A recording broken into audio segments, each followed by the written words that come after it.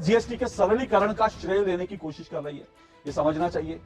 लेकिन सच यह है कि जीएसटी से पहले भारतीय नागरिकों को कई तरह के टैक्स देने पड़ते थे। जीएसटी जो है, इसकी परिकल्पना जो है वाजपेयी सरकार में हुई, मोदी सरकार लाए, और जीएसटी आने से पहले 17 अलग अलग तरह के टैक्स और 13 प्रकार के सेस लगते थे। 17 टैक्स और 13 सेस लगते थे आम लोगों पर। 1973-74 में कांग्रेस का जो टैक्स सिस्टम था वो ऐसा था कि इनकम टैक्स 97.5% तक बढ़ा दिए गए थे।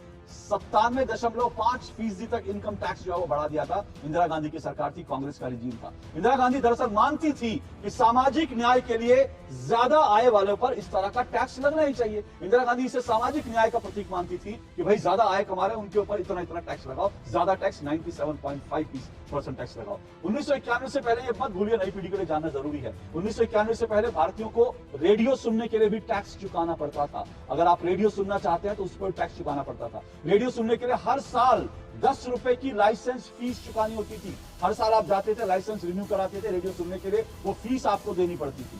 1970 में ये फीस बढ़कर 15 रुपए हो गई, जिसे ना चुकाने पर आपको जुर्माना भरना पड़ता था। सोचिए, रेडियो सुनने के लिए टैक्स, और टैक्स नहीं चुकाया तो उसका जुर्माना भरना पड़ता था। 1970 तक कांग्रेस रिजीम में यह हाल था।